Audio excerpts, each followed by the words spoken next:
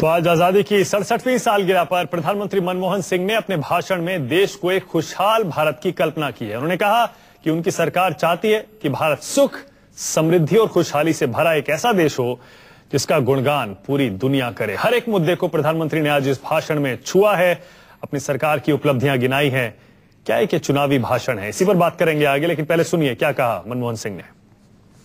हमने एक खुशहाल भारत की कल्पना की है, एक ऐसा भारत जो सदियों से चले आ रहे गरीबी, भूख और बीमारी के बोझ से मुक्ति पा चुका, जहां शिक्षा के उजाले से अज्ञानता और अंधविश्वास के अंधेरे दूर हो चुके हो, जहां सामाजिक समानता हो और सबको एक जैसे आर्थिक अवसर प्राप्त हो, जहां समाज के किसी भी तबके को अन्याय और शोषण का सामना न करना पड़े। हमने एक ऐसे भारत का सपना देखा है जहां नौजवानों को रोजगार के ऐसे अवसर मिले जिनके जरिए वो राष्ट्र निर्माण के महान काम में योगदान कर सके। हमने अंतर्राष्ट्रीय स्तर पर भारत की आवाज बुलंद करनी चाहिए। हमने एक ऐसे राष्ट्र का निर्माण करना चाहा है जिसे सारी दुनिया आदर और सम्मान के साथ देखे। इन सपनों को साकार करने के लिए हमने कई कदम उठाए हैं, लेकिन सफर लंबा है, अभी बहुत फासला और तय करना है। तो सुना आपने, मनमोहन सिंह कह रहे हैं कि काफी उपलब्धियां हैं उनकी सरकार की, काफी विकास हुआ है, लेकिन बहुत काम अभी बाकी है। अमित कुमार लाल किला से हमारे साथ जुड़ गए हैं और साथ ही बीजेपी के नेता रामेश्वर चौरसिया, कांग्रेस से भी हमारे साथ अखिलेश प्रताप सिंह थोड़ी देर में जुड़ेंगे और जेडीयू से साबिर अली भी होंगे। स्वागत है आपका रामेश्वर चौरसिया जी, आपके पास आता हूं एक सेकंड में, लेकिन पहले अमित आप बताइए, आपके हिसाब से आधे घंटे से ज्यादा प्रधानमंत्री बोले, हर एक मुद्दे को छुआ, अपनी सरकार की उपलब्धियां गिनाई, सारी कांग्रेस सरकारों की उपलब्धियां गिनाई। लग रहा है ये कांग्रेस का, यूपीए सरकार का आखिरी दाव है, पूरी तरह से चुनावी भाषण ये है अमित।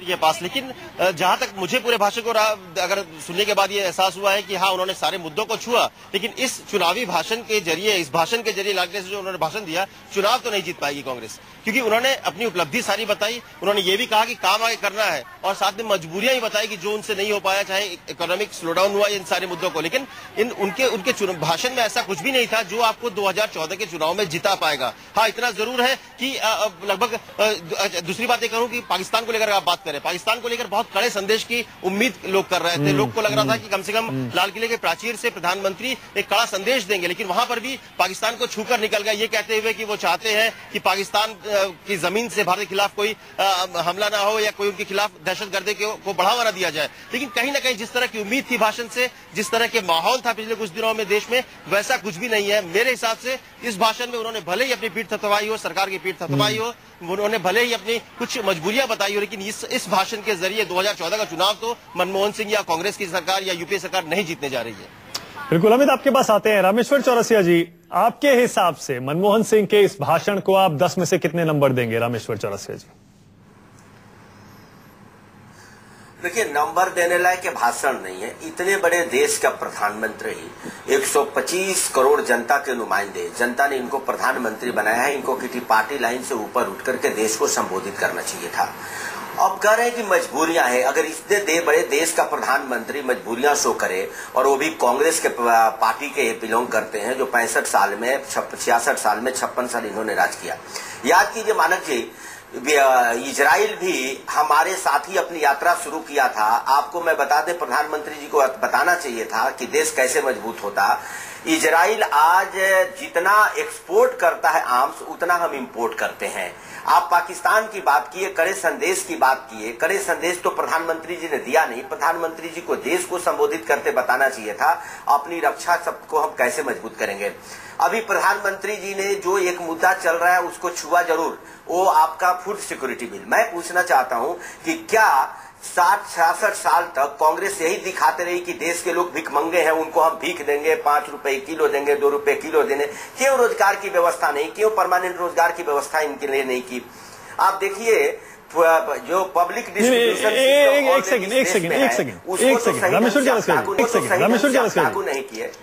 एक सेकंड, आप फूड सिक्योरिटी बिल को अटैक कर रहे हैं ये बोलते हुए कि अब से पहले क्यों नहीं किया और इस तरह सस्ते में अनाज क्यों बांट रहे हैं, लेकिन इस तरह की स्कीम्स आपके खुद मुख्यमंत्रियों ने खुद अपने अपने राज्यों में चला रखी है। और नरेंद्र मोदी तो यहां तक कह रहे थे कि इस योजना का फायदा गरीबों को नहीं मिलेगा। नहीं, मैं आपसे ये जानना चाह रहा हूं कि कुल मिलाकर प्रधानमंत्री ने जो भाषण दिया है हर मुद्दे को छुआ है, ऑपोजिशन को अटैक नहीं किया है, एक पूरी तरह से पॉजिटिव भाषण ये माना जा रहा है। हो सकता है प्रधानमंत्री अच्छे वक्ता नहीं है, कोई नई बात उन्होंने नहीं कही हो, लेकिन नई बात की उम्मीद भी आप कैसे कर रहे थे? क्योंकि सरकार वो चला रहे हैं, जो कर रहे हैं वो कर ही रहे हैं। नहीं, देखो मैं आपको बोल रहा हूं, अभी आपके रिपोर्टर ने भी बोला, आप देखिए प्रधानमंत्री को देश को संबोधित करना चाहिए। कांग्रेस का चुनावी एजेंडा नहीं होता है 15 अगस्त, ये देश को संबोधित करना चाहिए था। मैं फूड सिक्योरिटी पर दूसरा हट के बोलना चाह रहा था, आप उसको मैं क्रिटिसाइज नियत से नहीं बोल रहा था। मैं ये कह रहा था कि आप देखिए फूड सिक्योरिटी तो तभी लागू कर सकते हैं, 67% लोगों को देंगे जब किसानों का 100% प्रोक्योरमेंट करेंगे यूपी बिहार जैसे बड़े राज्यों से, जो नहीं हो पा रहा है। भंडारण की व्यवस्था करेंगे तो फुल प्रूफ। आपने कुछ व्यवस्था तो की नहीं, अब चुनावी स्टंट है, हम 67% लोगों को दे देंगे। आपने पीडीएस सिस्टम के मार्फत तो दिया नहीं, हमें नहीं करे, हमारी सरकार ने दिया, आपने क्यों नहीं दिया? हम इस पर भी नहीं जा रहे हैं, हमने इसको तो आपने व्यवस्थित किया नहीं, जिसमें 32,000 करोड़ का घोटाला पीडीएस में हुआ था 2 साल पहले, इन्हीं की सरकार में निकला था। ये रिपोर्ट हमारी नहीं है। इसलिए मैं कहता हूं प्रधानमंत्री जी को देश को संबोधित करते बताना चाहिए था कि इतने बड़े देश के ये नुमाइंदे हैं, 10 साल से कर रहे हैं, तो आप इलेक्शन स्टंट 15 अगस्त को जो बना रहे थे, इसमें कोई क्या मार्क्स देगा? देश उम्मीद कर रहा था कि आज जो सीमाओं पर हमारी हो रही है, हमारे जवान मारे जा रहे हैं, पाकिस्तान जैसा देश हमें आंख दिखा रहा है, कड़े शब्दों में इनको संदेश देना चाहिए था। जाहिर है, देखिए नहीं रामेश्वर चौरसिया जी, ये बात तो मानने वाली, ये बात तो बिल्कुल मानने वाली है। पाकिस्तान के खिलाफ हर देशवासी ये उम्मीद कर रहा था कि मनमोहन सिंह कुछ कड़े शब्दों का इस्तेमाल करेंगे, शायद जो बातचीत पाकिस्तान से चल रही है उसको लेकर एक चेतावनी पाकिस्तान को देंगे, बोलेंगे तब तक बातचीत नहीं होगी।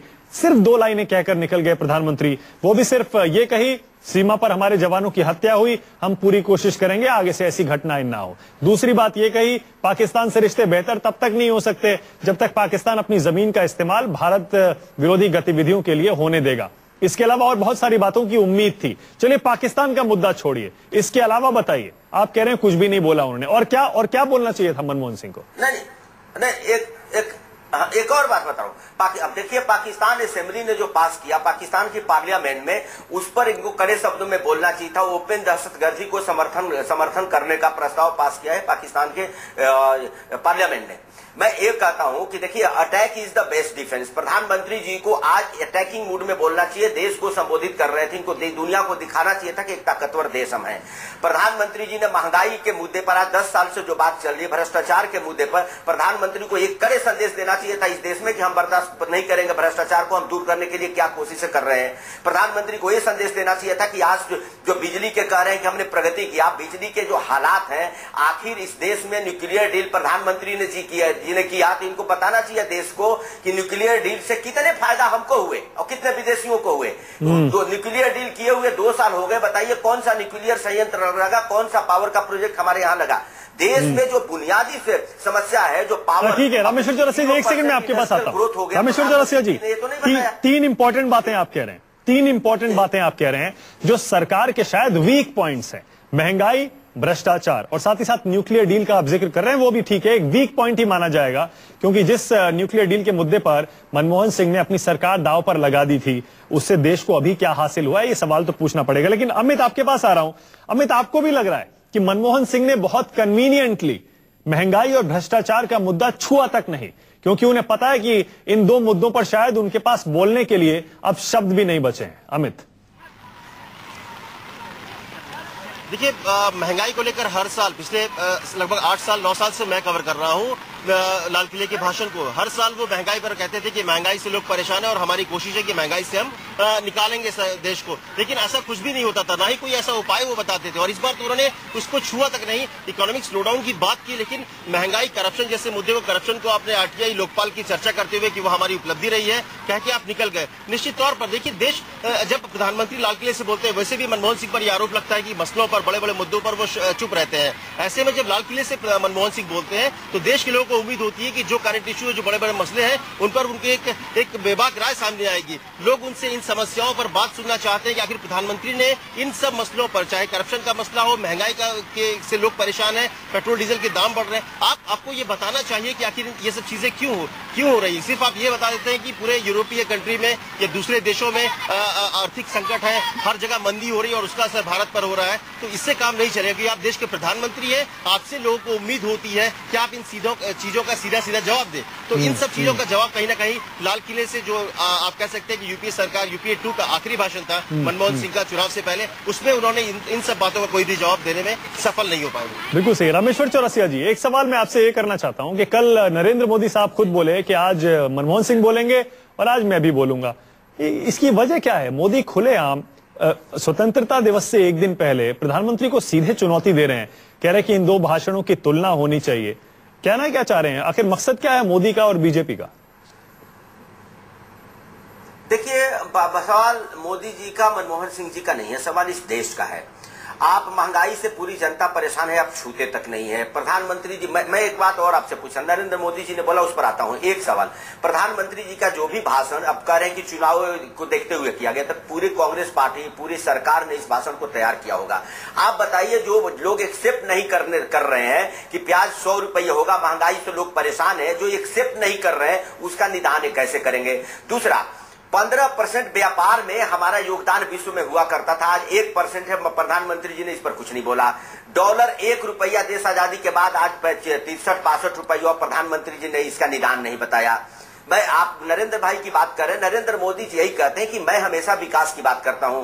जो गुजरात में किया, मध्य प्रदेश, छत्तीसगढ़ में जो भाजपा ने किया, उस मॉडल को आगे देश को कैसे ले जाए, ये प्रधानमंत्री जी भी बता सकते हैं ना। हम क्यों नहीं ये कर पा रहे हैं और कैसे करेंगे, ये मैं आपको जानना चाहता हूं। और उसका मकसद कोई नहीं है।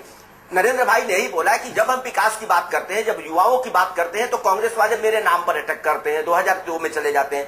मैं कहता हूं कि आप आगे बढ़ो ना, आगे की बात करो। देश में कहीं निराशा का माहौल नहीं होना चाहिए। प्रधानमंत्री बोले तो एक विश्वास का माहौल होना चाहिए। बिल्कुल सही है, बिल्कुल सही है रामेश्वर चौरसिया जी, ये बात तो आपकी माननी पड़ेगी। नहीं, बिल्कुल ठीक है। और शायद इससे हर कोई सहमत भी होगा। अमित भी ऐसा ही कह रहे थे कि कुछ मुद्दों को जानबूझकर ऐसा लगता है मनमोहन सिंह ने छुआ नहीं है। शायद वीक पॉइंट है उनका भी और सरकार का भी। अमित, एक सेकंड में आपके पास आ रहा हूं, जरा सुनवा देते हैं अपने दर्शकों को कि कैसे आज सरहद पर हमारे जवानों पर कायराना हमले का जिक्र तो मनमोहन सिंह ने किया, लेकिन उससे आगे ज्यादा कुछ नहीं कह पाए। सुनिए। भारत और पाकिस्तान के बीच नियंत्रण रेखा पर हाल ही में हमारे जवानों पर कायरतापूर्ण हमला किया गया। इस तरह की घटनाओं को रोकने के लिए हम हर मुमकिन कोशिश करेंगे। अमित, वाकई पाकिस्तान को लेकर शायद देश का हर नागरिक ये उम्मीद कर रहा था मनमोहन सिंह 2-4 कड़े शब्दों का इस्तेमाल करेंगे, लेकिन एक बार फिर से सिर्फ 2 लाइनें कही हैं उन्होंने, 2 लाइनें जिनका कोई मतलब नहीं है। क्या वजह क्या है? सरकार, जाहिर है ये मनमोहन सिंह की निजी राय तो होगी नहीं, क्या सरकार में भी इसी तरह द्वंद्व चल रहा है? अमित,